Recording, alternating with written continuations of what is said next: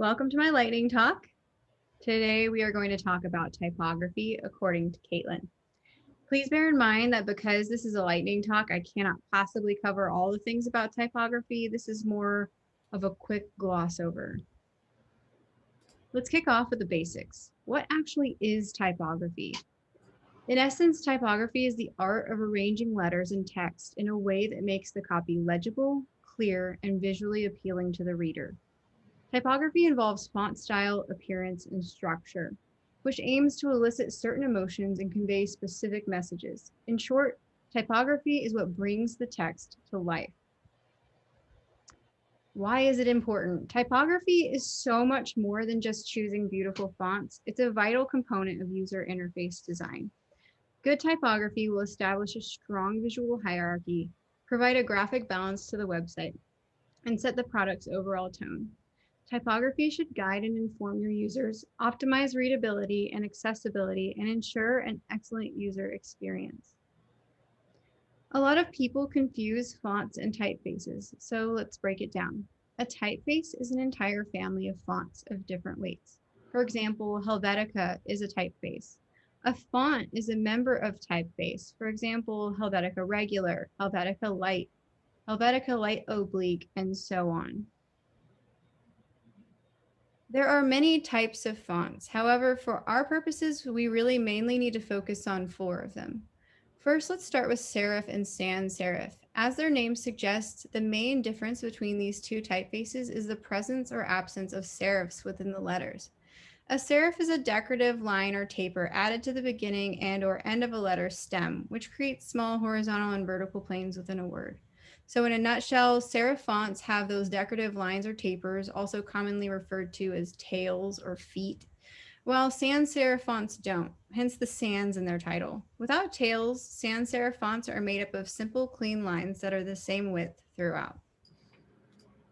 Next, we have script fonts. Scripts are any fonts that mimic cursive handwriting. Some examples we have here are Freestyle Script, Kunstler Script, and Seggio Script. Decorative fonts are fonts with extreme features such as swashes or exaggerated serifs, and any fonts designed to be used at a larger than body text size. Decorative and script fonts are typically used for titles and headlines or for small amounts of text in large sizes, such as in a logo. These fonts should be used sparingly and in larger sizes to help readability. Now that we understand typography a little better, how can we implement it into our designs and products? Where do we start? Start by choosing a typeface. There are many, many typefaces out there to choose from, but it's important to understand that whatever typeface we end up with, the type we choose conveys a tone about our product. This is an age-old question, serif or sans serif, and when and how? Let me ask you something. What are you wearing right now? Wait, that was a little bit creepy. Let me reword that. Think about the outfit you're currently wearing. What does your outfit say about you? Oftentimes, whether right or wrong, people make a first impression based on the clothes you wear. They make assumptions about things like your style, your personality, your age, or even the type of impression you want to make. There are also different outfits for different occasions. For example, you wouldn't wear a bathing suit to a job interview. The same can be said about the fonts you choose to use in your branding and your product's design. Fonts similar to the clothes you wear provide people with a first impression about who you are. They're one of the first things people see when they discover your company, so they can set the tone for your entire brand. That's why you need to be intentional and strategic with the ones you choose. When in doubt, try a few options on and figure out which one looks best to you and your team. What tone do serif and sans serif give off? Common words associated with serif are formal, elegant, and authoritarian, while sans serif gives off a more casual, easier to read, and modern vibe. Which vibe are you trying to give off? It's important to limit your typefaces. Don't use too many fonts. Keep in mind that the goal of creating hierarchy is clarity. Using 2 to 3 fonts for one design is a safe standard. Why? Unless done carefully, combining more than 3 typefaces can have a distracting and cluttered effect. A stylized font can be paired well with a neutral font. One really great resource we can use is fontpair.co, which I put at the end of the presentation. It shows several font options paired together so we can get an idea of what works and what doesn't. If you were to be so bold as to choose 3 different fonts, you would want to go with something like choosing one type for headings, one type for body, and one type for call to actions like buttons. The size of your body text doesn't depend on your personal preference. It depends on reading distance. Since computers are generally further away than books, the metric size of a desktop typeface needs to be bigger than the sizes used for printed matter. A good benchmark for body text is Georgia 16 pixels.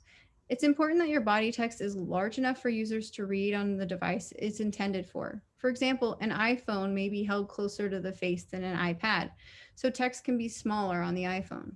Computers are typically further away than iPads, phones, and books, and therefore need larger body text. Another way you can judge body text is holding a book at a normal reading distance and comparing it to the text size you have on the screen. Are both just as easy to read? If not, adjustments need to be made. Line height is a key tenet of text legibility. Tightly spaced lines of text can appear overwhelming to a reader. By giving your words room to breathe, you'll give your reader and your text a breath of fresh air. Here's a hot tip that ensures you're giving your text enough breathing room. Line height should be 30% larger than your font size. So if you've got a 16 pixel text, for example, your line height should be 21 pixels. Here's a naughty example of terrible line height and a very nice example of line height. Can you see why it's very nice? And finally, we should abide by accessibility standards when determining the contrast between our text and background. It is best practice to use a 4.5 to 1 or higher ratio for text under 18 points in size and a 3 to 1 ratio for larger size text. There are many resources where we can check our color contrast, such as Coors and WebAIM. Thank you very much. Any questions?